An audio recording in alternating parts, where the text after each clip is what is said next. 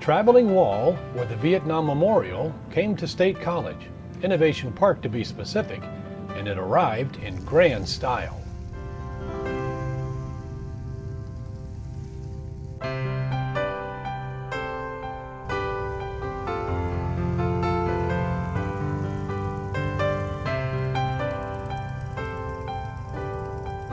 Well, it's just a tradition in all the services, the salute. And it's not a hierarchy thing, it's just a sign of respect for each other, actually.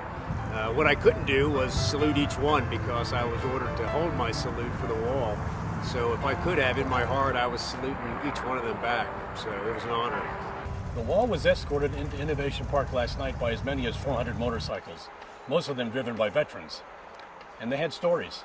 First of all, I'm retired, but I want to give back to our veterans organizations, whether it be Combat Vets Motorcycle Association or the multitude of different organizations. I want to give back to them. I want to respect those that are fallen, especially, not to politicize this, but especially in these troubled times of shootings, everyone taking a knee. I think we need to stand with our firemen, our policemen, and our military. And yeah, being enlisted all my life, having an officer salute me, it's kind of ironic because, I don't think I deserve it. I did my time, I did my duty. I don't deserve nothing special. Because I was a Vietnam veteran. I served from 65 to 69.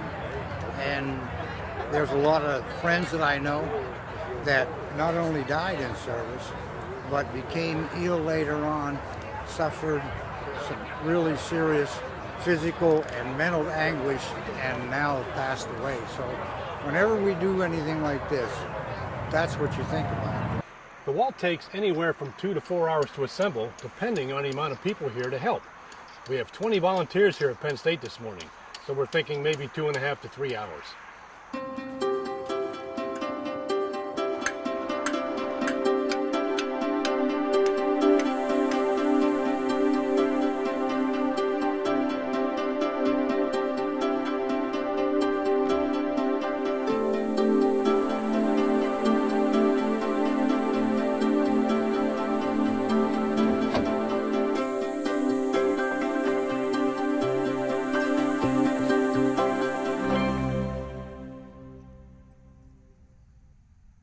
When the memorial was dedicated in 1982, there were 57,939 names on the wall.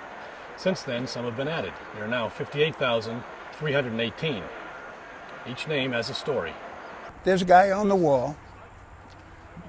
His name is Billy Strickland. He died as a direct result of orders I gave. He was the first and probably not the last, but he's the one I remember. So I always go over to Billy. The first thing I do is walk up and find William Clark Jr.'s name. He was my best friend on my ship, and he perished along with 19 other sailors when the number 2 turret on our ship blew up. I remember guys and events and things, but I don't know, I guess I'm still numb about it. Monuments can do a lot of things. Some remind us of the struggles we've had in our past, like the ones in Gettysburg, and others depict famous people, like the Washington and Lincoln monuments in Washington. This one, this is a little different. The corpsmen were working real hard to keep me alive.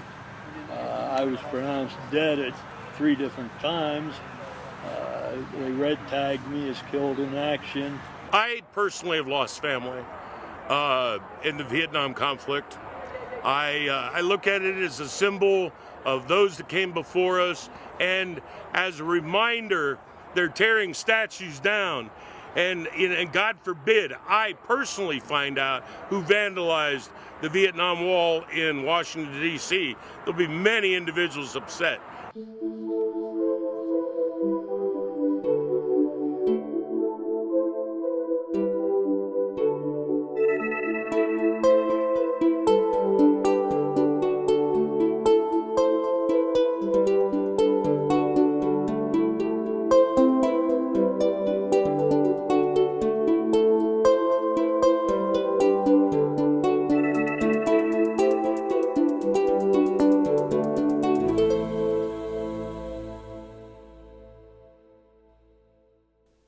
wall came into town on a Wednesday evening and stayed in State College through Sunday, when it was disassembled and put away for its journey to the next stop. Vietnam veterans have never been honored. Never.